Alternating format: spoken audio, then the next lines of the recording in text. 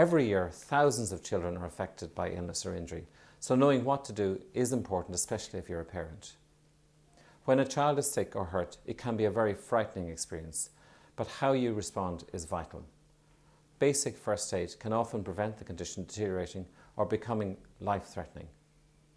The aim of these short videos is to give you the basic knowledge and skills to know what to do if your child is sick or injured. How you respond in an emergency situation could make the difference between life and death. Gastroenteritis or tummy bugs are a very common problem for children. It's one of the commonest things that we see in the emergency department. Generally, it's a viral illness that is self-limiting and resolves itself without any treatment. But we want to tell you when to worry and when to come and seek medical help. Gastroenteritis, the children present with lots of frequent loose poos, sometimes associated with fever and sometimes associated with vomiting. But from your point of view, the most important thing to watch out for is whether the nappies are wet or not. If the nappies become dry, then the child is dehydrated and they need more support. Generally, the support that we give tends to just be oral fluids, which you can give at home as well. But sometimes we give intravenous fluids to help your child recover from this illness. Once your child has this illness, it's important not to spread it to other children, so hand washing at home and avoiding returning to the creche too soon is important so that the illness doesn't spread to other vulnerable children.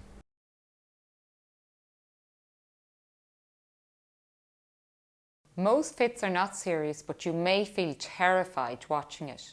Small children between the ages of 6 months to 6 years are prone to fits with a temperature, but most do not have epilepsy.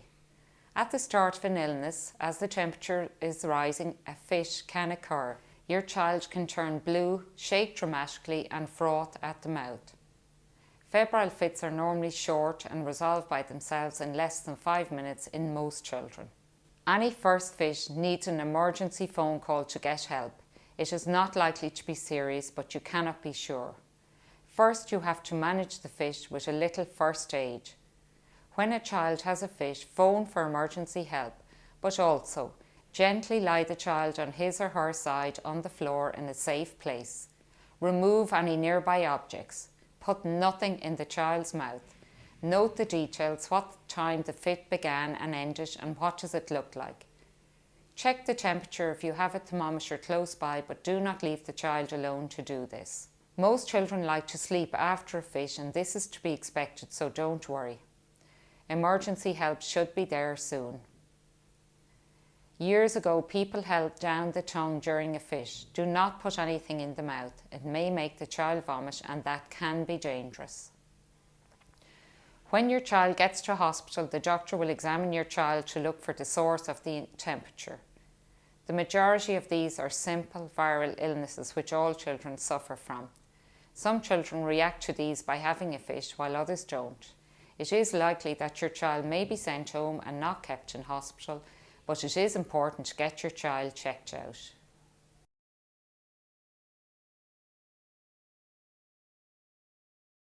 Asthma is really common. About 1 in 4 kids wheeze at some point. It may be triggered by a viral cold-like illness or in some kids by allergies like pollen. The child may complain of feeling unwell, or you might simply notice that they are breathless when talking. You may also notice that they've stopped running or playing because they are short of breath. Look for signs of increased work of breathing, like a faster rate, visible in drawing of the wall of the abdomen just under the ribs, or increased movement of the neck muscles just above the collarbones. You may hear noisy breathing, such as a whistling sound or other abnormal sounds. Any child with asthma should have an action plan. This is a set of instructions for what to do if wheezing starts. This should include using an inhaler, usually this blue one, through a special plastic device called a spacer. A spacer is simply a kind of plastic bottle or box. The inhaler is attached to one end and the child's mouth to the other. Younger children may require a spacer with a face mask attachment, as this will ensure a good seal.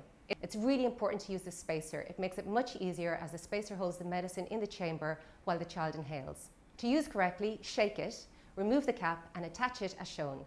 Then gently hold the mask against the face, or the child may put its mouth around the other end of the spacer. Press to release a puff of medicine and watch the child take 4 breaths. You can observe the valve move with each breath the child takes. The action plan will usually say how many puffs of medicine to give, 4 or 6 perhaps. Then wait a few minutes. If they are no better, repeat. If still no better, seek medical attention as a matter of urgency.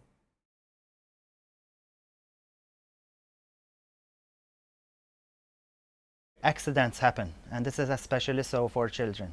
A broken bone is a common injury in a child, especially after a fall.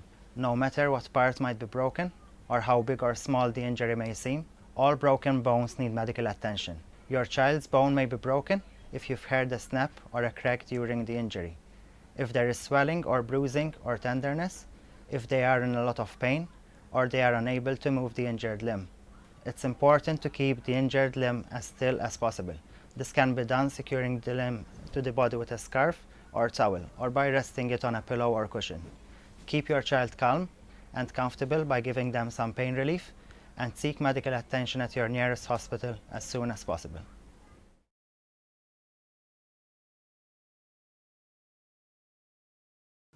Road-related injuries are the #1 cause of death and serious injury in children. To reduce this, make sure your child is in a correctly fitted car seat or child restraint for every trip. This needs to be age appropriate. Reduce your speed to under 30 kilometers per hour when driving in residential areas, and ensure that your child wears a bicycle helmet when cycling, on a scooter or a skateboard. Beware of driveway backovers, and always watch out for young children when reversing your car. To avoid drowning accidents, make sure your child wears a life jacket if they're in a boat, and teach them how to swim at an early age. Never leave a child alone in a bath, even for a minute. Be especially wary of ponds and pools if small toddlers are around. To avoid burns and scalds, always use child-resistant cigarette lighters and never smoke around young children. Have a working smoke alarm in your home and make sure you check it regularly. Beware of hot drinks. Put the milk in first when making tea or coffee to reduce the temperature. Preset the temperature for hot water in baths, and never leave an iron or curling iron plugged in or within reach of children. To avoid falls, avoid baby walkers completely. Use stair gates to prevent young children falling down the stairs, and window guards to avoid first and second floor falls. To prevent choking, avoid latex balloons. Also avoid drawstrings on children's clothes and pull cords on window blinds. Young children have a tendency to put everything in their mouths, so be vigilant at all times, especially if they're playing with toys that have small parts such as Lego, or if there are foods about like peanuts or popcorn. To reduce the risk of poisoning, keep medicines out of reach of or in child-resistant containers or blister packs. Be wary of household chemicals, button batteries and detergents, and make sure they are safely stored away.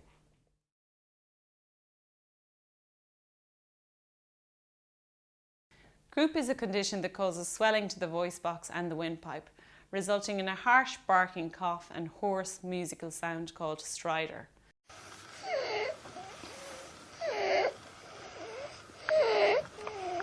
Stridor is usually more pronounced on breathing in, but can be heard on both breathing in and out. Croup is usually caused by a viral infection and affects children between the ages of 6 months and 5 years. Viral croup may start as a runny nose and a low-grade fever. The noisy breathing and barking cough frequently present overnight. A child with stridor does need a medical review by their GP or in the emergency department. The treatment for croup is usually steroids in liquid form. If the child has stridor when they are resting, then they do need medical observation until this resolves. More severe cases can require nebulized therapy. Croup can rarely be life-threatening, and in such cases a breathing tube is required to make the child's airway safe. In rare cases, other more serious conditions can mimic croup. Therefore, it is important to get your child seen if they have stridor.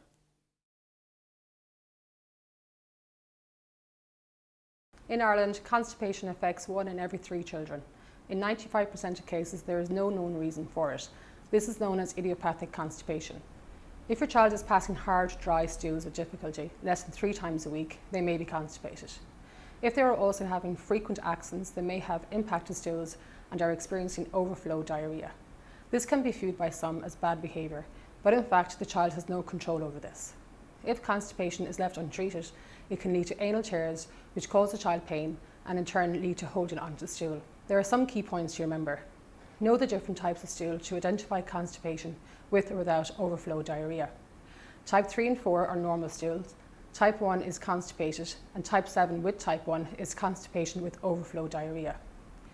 Impacted stool must be cleared out with higher doses of laxatives as prescribed by your doctor. After this clear out, maintenance medication must be taken to prevent a build-up of stool. A common misconception is that laxatives may make the bowel lazy. This is not true.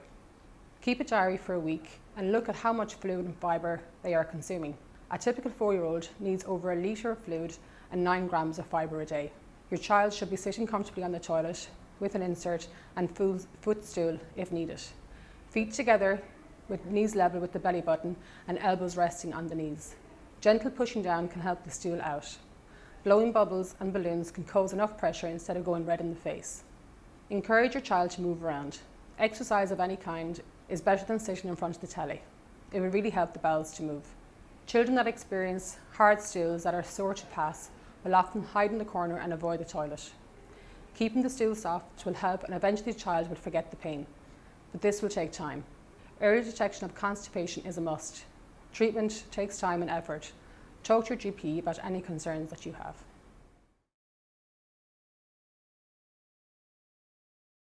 Every day, children accidentally injure their mouths and teeth.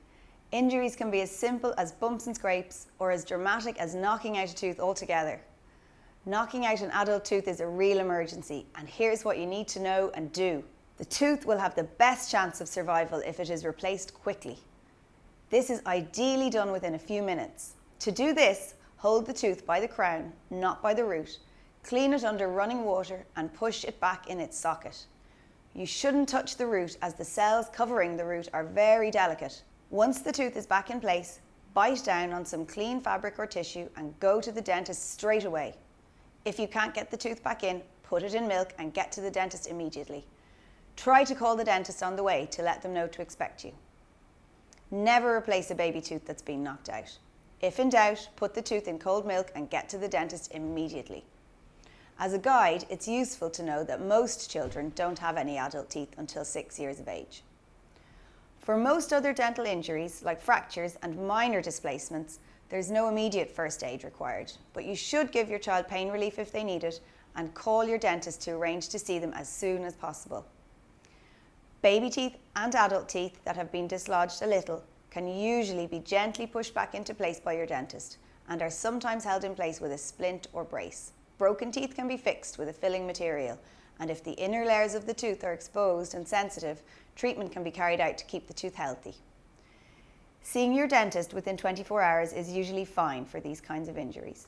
Cuts and scrapes to the lips and gums are quite common. Bleeding is usually controlled by applying pressure with a clean piece of damp fabric or tissue for 5 minutes. Make sure your child wears a mouthguard and an appropriate helmet for sports such as hurling, camogie, rugby and boxing, and a helmet for activities such as cycling, skating and scooting. Custom fitted mouthguards offer the best comfort, fit and protection. Frequent dental visits from an early age provide you with the opportunity to discuss oral health issues that are important for your child. Most people don't know that dentists recommend that you bring your child for their first visit by their first birthday. It's always good to start early to get the best advice possible.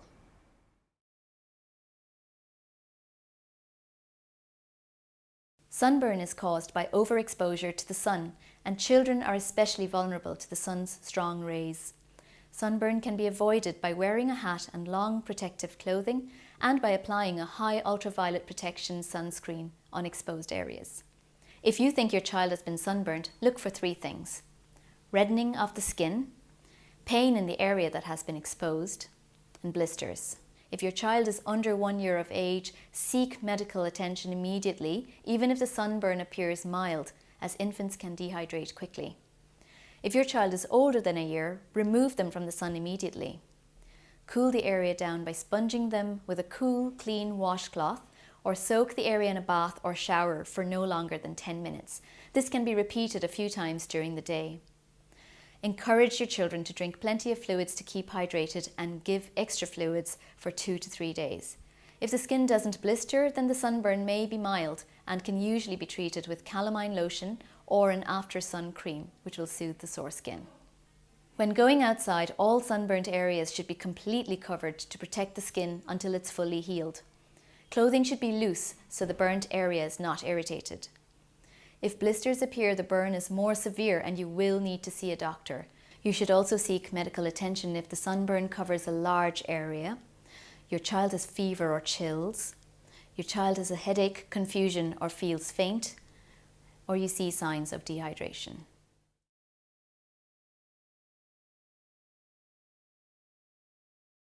Liquid tabs are an effective detergent when used properly in the washing machine, but as such they contain potentially dangerous chemicals. When children get their hands on the brightly coloured pods, the consequences can be serious. Since the contents of the pods differ between manufacturer, the effects can vary.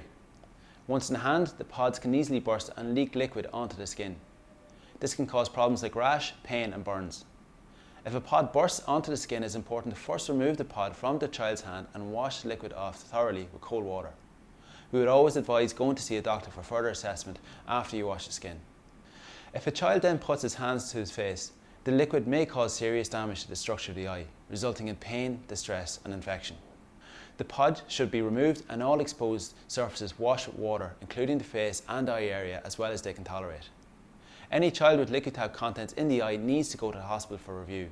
We need to do a complete assessment of the eye and then wash it out with a lot of water to reduce the risk of further damage.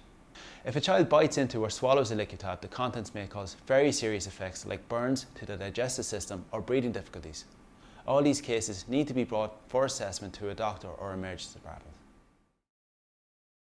When you and I get a cold, we tend to have a stuffy nose, we might have a temperature and we might have a slight cough. It gets better in a few days. If a small baby gets a cold, it can go down onto their chest and we call this bronchiolitis. So they start with the stuffy nose and the runny nose and then they develop a cough that seems to last sometimes forever, but generally it gets worse for about the first 3 or 4 days. The next 3 or 4 days are when you feel really worried because your baby doesn't seem to be getting better, but that's a normal pattern. And then after that the baby gets better slowly, though sometimes the cough can be there for up to about 4 weeks. It's usually caused by a virus, so no antibiotic or medicine will help you get better faster. We usually recommend is that you just mind your baby, not too much handling, feed them little amounts and often and they will get better by themselves. Some babies do need to come into hospital or do need a doctor. Key things to look out for are if you're just worried about your baby, if they're pale, if they look grey, if they look blue or tired or sweaty, if they're not really interested in their surroundings as much as they normally are. If their breathing is very fast or if they're having episodes where maybe they're even stopping breathing, or if you notice that they haven't had a wet nappy in a while. If you're worried about any of these things, just pop into your doctor or bring them to your local hospital.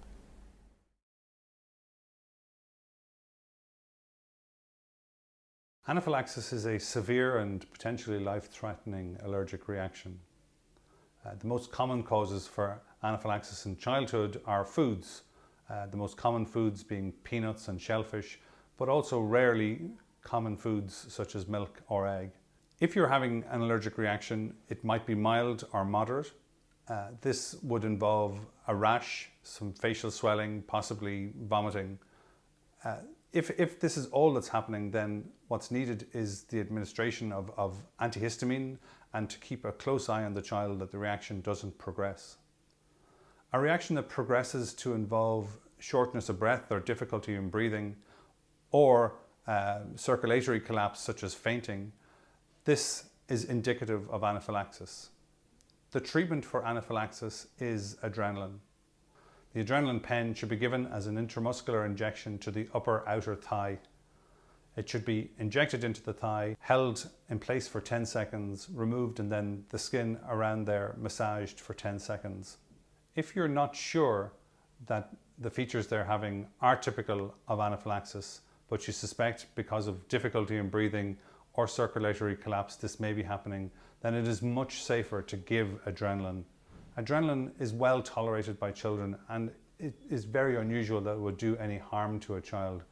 If you have previously been considered at risk of anaphylaxis by your doctor, you should have been prescribed adrenaline and it should have been demonstrated to you by the doctor or by the pharmacist. Once adrenaline has been given, other medications, if not already administered, can also be given, such as antihistamines or asthma medications such as Ventolin. If after 5 minutes the child still remains symptomatic with shortness of breath or circulatory collapse, a second adrenaline pen can be administered in the same way as the first.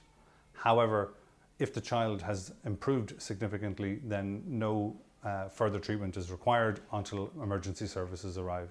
If you are having anaphylaxis and you do not have access to adrenaline, then it is important that you phone 999 and state the words anaphylaxis. Lie the child flat or get them into the most comfortable position they can manage, and if you have antihistamines available and they have not already been given, these can be administered. Otherwise, it is a case of waiting for emergency services to arrive who will carry adrenaline with them.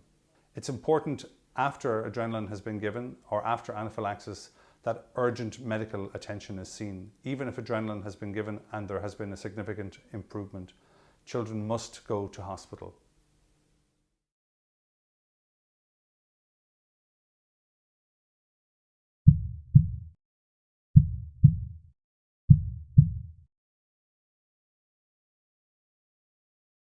We sincerely hope that you will never be faced with this scenario, but this skill is an easy and effective tool that may potentially save an infant's life. If your child is choking, he may appear distressed. He may have a silent cough or cry. His face will be pale and his lips may be blue. If this happens, supporting your baby's head and neck with his head lower than the level of his chest, in between his shoulder blades with the heel of your hand, you need to hit him hard 5 times. Don't worry about hurting your baby. You need to relieve this obstruction. Generally, back blows are enough to relieve the obstruction, but if your baby is still not breathing, you need to do 5 chest thrusts. This is done by using your 2 fingers in between the nipples, the lower half of his breastbone, going on an inward and upward motion to your baby's head. 1, 2, 3, 4, 5. You're going to continue doing chest thrusts and back blows until the object comes out or your baby goes unresponsive. If your baby goes unresponsive, you need to follow the guidelines for infant CPR. If you see the object in your baby's mouth and it is easy to remove it. However, never put your finger blindly into your baby's mouth, as you could push the object further back or you could injure the inside of their mouth, causing more problems. If your child has had a choking episode, they need to be followed up by a doctor.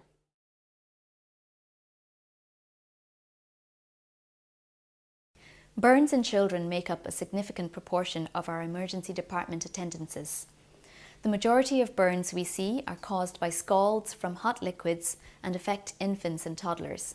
This is often due to their quick, unpredictable movements.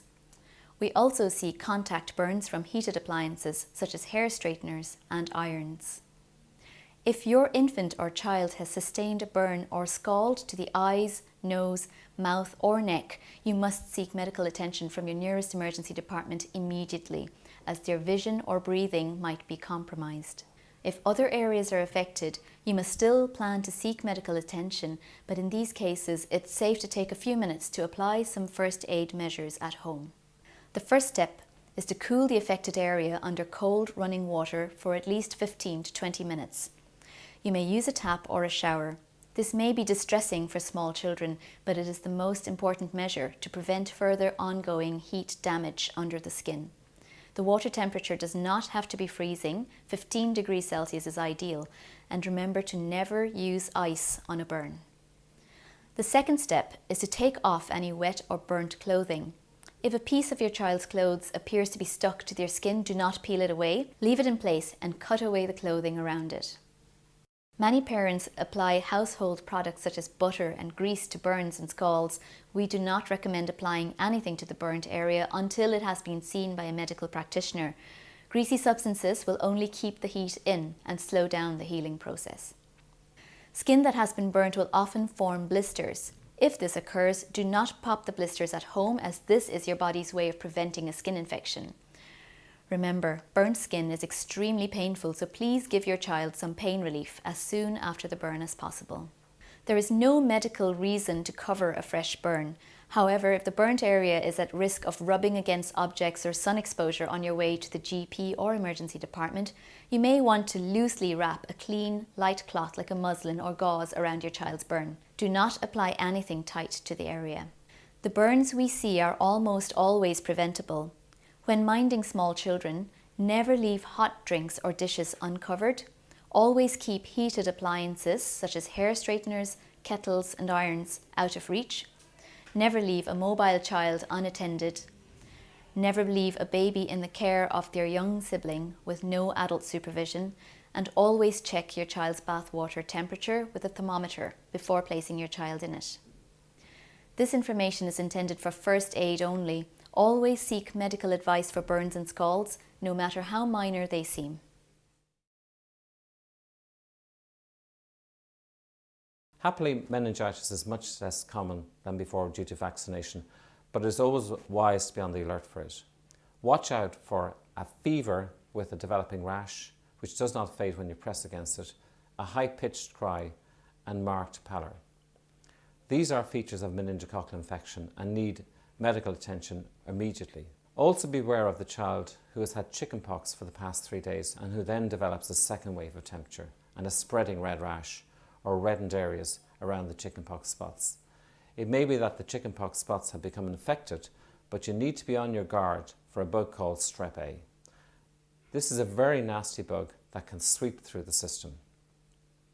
If you suspect this, seek medical attention immediately.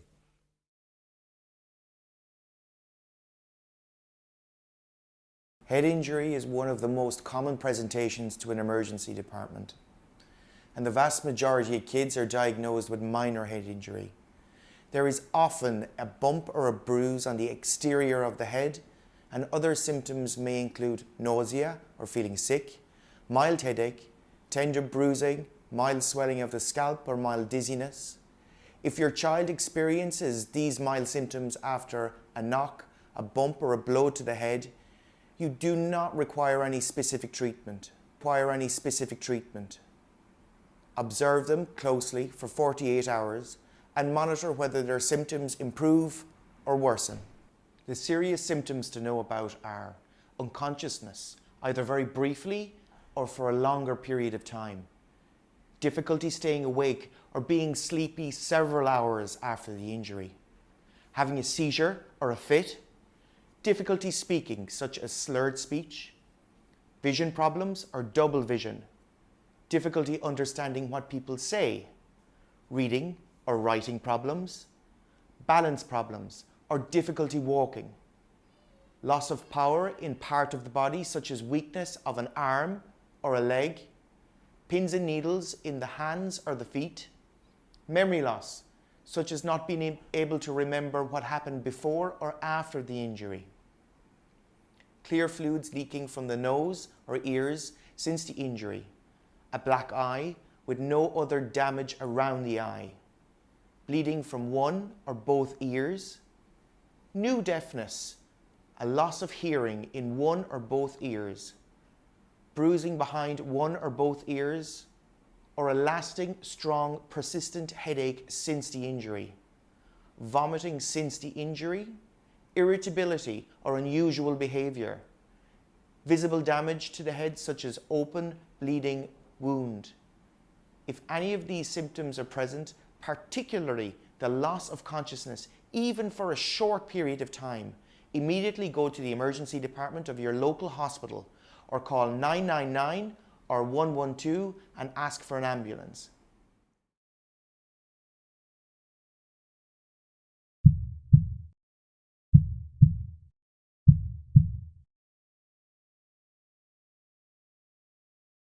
For parents, one of the most frightening things that can happen is that their baby stops breathing. Follow these simple steps to administer CPR. Gently stimulate the baby by tapping the foot or squeezing the hand. Shout for help if there's no response, but remain with the baby. Gently tilt the head into the neutral position to open the airway. Have a quick look in the mouth to see if there is anything visible. If there is, lift it out. With the head in this position, check for breathing. Look for a rise and fall in the chest and tummy. Listen for breath sounds.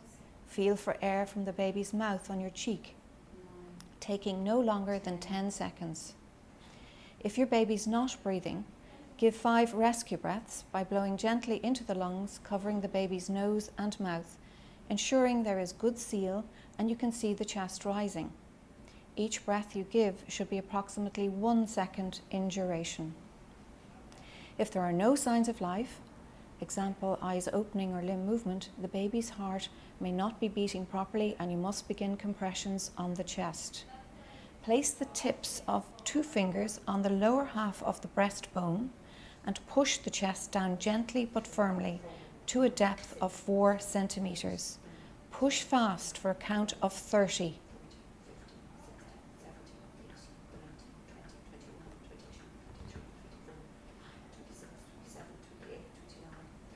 Then give 2 breaths, followed by 30 compressions. Continue this sequence for 1 full minute. After this, if you are still on your own, make a call to the ambulance stating your emergency. Return quickly to the baby and begin with compressions, alternating breaths as seen, until the baby responds, or you can hand over to the ambulance.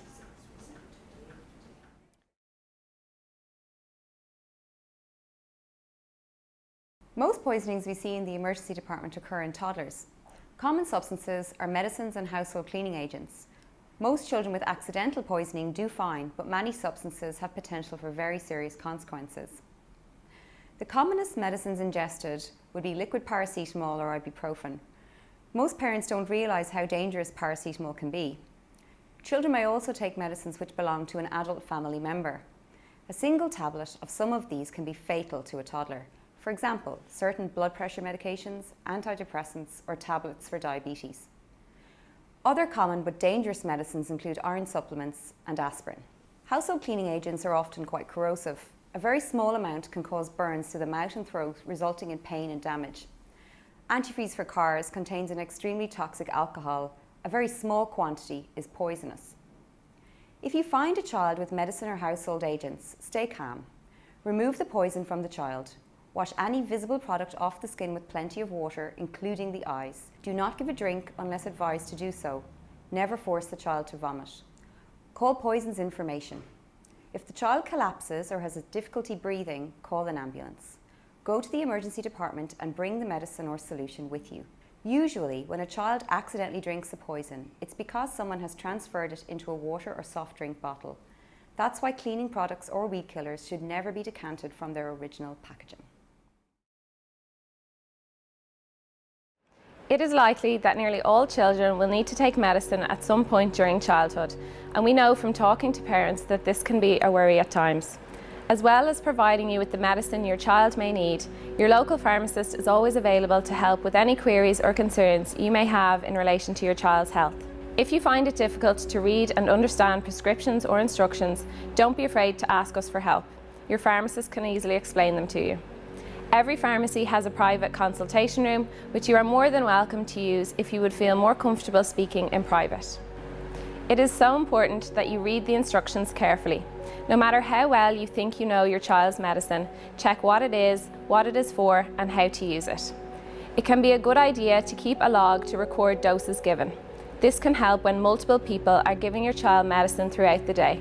It is important to use a correct measuring device, for example an oral syringe or measuring cup or spoon, to ensure you are giving an accurate dose to your child. Avoid teaspoons, as these can vary widely. Remember, when medicine is not taken properly, it can cause more harm than good, and for this reason we always need to ensure that we keep medicines out of reach and sight of children. Some medicines may need to be stored in the fridge and out of direct sunlight. Again, make sure your little one won't be able to get to the medicines themselves. Read the storage instructions or ask your pharmacist if you are unsure. Also, if you need to take medicines yourself, don't take them in front of children, as they often copy what they see adults doing. Medicines can interact with other medicines, vitamins, and even food, so make sure you let your doctor or pharmacist know if your child is taking any other medicines. This will help you to use the medicine safely and will help avoid taking things that don't mix well together. Do not use any medicine past its expiry date, as it may not work as well and may be harmful. Don't destroy or throw out unused or out-of-date medicines yourself. Return them to your pharmacist who can destroy them safely. Please feel free to visit your local pharmacist for further advice and support. We are here to help. Tragically, we're seeing more and more children being seriously injured or even dying from swallowing button or disc batteries. This tragedy can be prevented. Which of these objects do you believe could kill your child? The answer, perhaps surprisingly, is all of them. These everyday items, while appearing harmless, in fact represent a very real and serious threat in our households. Children under the age of 5 are most at risk, as their means of exploring the world is via the placement of objects in their mouths. Coin batteries under 2 centimetre diameter pose the greatest risk, as these are most likely to get stuck in the esophagus. Injury from a battery stuck in the food pipe or esophagus can happen in just 2 hours. The energy produced from these batteries reacts with the saliva to create caustic soda. This is the chemical we use to unblock drains. This experiment is to show you what will happen if a child swallows a button battery. The slice of ham represents the thickness of a child's food pipe, and the water represents the saliva that's found naturally in our esophagus. Once the water touches the battery, it causes the meat to bubble and burn. If we place a battery directly on the ham and leave it for just under 2 hours, we can then see the corrosive and toxic effects of the battery. The battery has in fact burned almost completely through on one side. This is what will happen if a child ingests a button battery. Long-term complications include insertion of a feeding tube, vocal cord paralysis, along with prolonged and repeated hospital stays. Frighteningly, there may be no symptoms to detect. Many children are too young to verbalise that they swallowed a battery. More serious outcomes result from unwitnessed ingestion, as there is often a delay in recognition and diagnosis. Therefore, prevention is the key to ensuring ingestion of a battery just never happens. Battery and toy corporations are only too aware of the potential risk of their product to children, and they've made concerted efforts to reduce this risk. Many coin batteries are coated with a bitter tasting chemical that will be unpleasant if placed in the mouth and encourage the child to spit it out. Most batteries are enclosed in packaging that cannot be accessed by a child. Toys that have undergone these safety regulations display the CE mark. This indicates safety measures such as a closed compartment for the battery included in this toy's production. So always look for the CE mark when making purchases to help keep our children safe. Other ways to keep our children safe include: never leave batteries in view or within reach of young children. Check all household devices that contain batteries regularly and ensure the compartment is secure and closed. Only purchase products that carry the CE mark and require a screwdriver or tool to open the battery compartment. Be particularly aware of online purchasing and that these products may not undergo the same safety regulations. Have a low index of suspicion for battery ingestion if your child is coughing or spitting unexpectedly, especially if there has been a period of unwitnessed play. If you have any concern of ingestion, present to emergency services immediately. Do not waste time. Remember that this is a preventable problem, and with simple interventions in your household, you can ensure your child's safety. Gastroesophageal reflux is called reflux for short. It is extremely common in all healthy infants, where contents from the stomach backwash into the esophagus 30 or more times every day. Some of it will be vomited or spat out, but most slides back down into the stomach. The frequency of reflux declines as baby gets older and generally decreases towards the end of the first year of life, and is unusual in children older than 18 months. In the majority of infants, a focused history and physical examination will confirm that the reflux is uncomplicated, and little further evaluation or intervention is usually required. Simple measures will usually help control the symptoms, like positioning your baby upright after feeds for about 10 to 20 minutes as they get their wind up, elevating the head of the mattress in the bassinet or cot with a small rolled up towel underneath the mattress, or thickening the feeds with a thickener. Warning signals that may suggest symptoms of obstruction or disease in a refluxing infant include the following: the presence of green bile in the vomit, gastrointestinal bleeding, which is characterised by blood in the vomit or blood in the stools, consistently forceful vomiting after every feed, onset of vomiting after 6 months of life, abdominal tenderness, abdominal distension, recurrent pneumonias or chest infections, constipation, and diarrhoea. Infants who have reflux and are not gaining the appropriate amount of weight for their age need to be seen by their GP or referred to a paediatrician for review. Reflux and poor weight gain also may be caused by food protein-induced gastrointestinal disease, and this is often referred to as cow's milk protein intolerance, because cow's milk protein is the most common trigger. All formula milk or non-breast milk is made up of cow's milk and will contain the cow's milk protein, whey and casein. Breastfeeding children can also develop cow's milk protein intolerance. For mothers who are breastfeeding, if they have a high dairy intake in their daily diet, some of the cow's milk protein will pass directly into their milk and subsequently into their child when feeding them. Symptoms may include the following: taking longer to feed, pulling off the breast or pulling off the bottle after soon starting a feed, crying associated with feeds, difficulty to burp and wind after feeding, lifting their legs a lot and passing a lot of wind, or being unsettled while they sleep. For most formula-fed infants with reflux and poor weight gain, which is thought to be due to cow's milk protein intolerance, we suggest a 2-week trial of an extensively hydrolyzed formula. For breastfeeding babies, we would advise the mums to remove all sources of beef and dairy from their diet and to replace with an equivalent substitute, ensuring they are getting sufficient amounts of calcium and vitamin D in their daily intake. Products that contain cow's milk protein or dairy products include such items like milk, cheese, yogurts, chocolate, ice cream and cream. The response to this change is often more delayed than in formula-fed infants because it takes some time to eliminate the offending protein from breast milk, and small amounts of milk or beef protein may be found in foods. If there is not a clear response to the diet change during the trial, other diagnoses and treatments should be explored.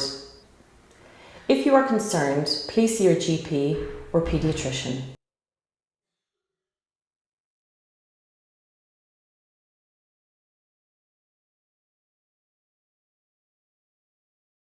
Lyme disease is a bacterial infection that is spread to humans by infected ticks. Lyme disease is not contagious. Although Lyme disease is not a common infection, we do see a higher number of cases in the west of Ireland due to the large national park in Connemara. The ticks that cause Lyme disease are commonly found in woodland and park areas. This is because these types of habitats have a high number of tick-carrying animals such as deer, mice and sheep. Due to their breeding patterns, the tick population is highest in late spring and early summer. If a tick bites an animal that has the bacteria, they can also become infected with it. The tick can then transfer the bacteria to a human by biting them and feeding on their blood. In general, the longer the tick has been attached to the skin, the greater the risk of passing on the infection. It is uncommon for the infection to be passed in the first hours after a bite, which is why it is so important to look for ticks and to remove them. The problem is that the ticks are very small and they do not cause pain, so it can be difficult to realise that you have a tick attached to your skin. The most common symptom of early stage Lyme disease is the appearance of a distinctive skin rash that is known as erythema migrans. This is also referred to as a target lesion. This rash looks like a bullseye in the centre of a dartboard and develops at the site of the tick bite. The skin affected by the rash will look red and feel slightly raised to the touch. The size of the rash can range from small to large. Other symptoms of early stage Lyme disease may include the following: fatigue or tiredness, muscle pain, joint pain, headache, fever, chills, and sometimes neck stiffness. Risk factors for Lyme disease include any activity or occupation that involves prolonged exposure to woodland and park areas like hiking, camping and outdoor picnics. Lyme disease can be a difficult condition to diagnose. While the characteristic skin rash can provide an important clue, not everyone with Lyme disease may develop the rash. Oral antibiotics are recommended for the treatment of early stage Lyme disease. The best way to prevent getting Lyme disease is to be aware of the risks when you visit areas where ticks are likely to be found and to take sensible precautions. You can reduce the risk of infection by being aware of ticks and which areas they normally live in, wearing appropriate clothing in tick-infested areas like a long-sleeved shirt and trousers tucked into your socks, using insect repellents, inspecting your skin for ticks, particularly at the end of the day, including your head, neck, hairlines and skin folds, which includes your armpits, groin and waistband. Making sure that your children's head and neck areas, including scalps, are properly checked, checking that ticks are not brought into your home on your clothes, and checking that pets do not bring ticks into your home in their fur. If you find a tick on your skin or your child's skin, you should remove it by gently gripping it as close to the skin as possible, preferably using a fine-toothed tweezers, and pulled steadily away from the skin. If you are worried that your child may be developing Lyme disease after a tick bite, you should go to your GP or go to your nearest emergency department to have your child seen.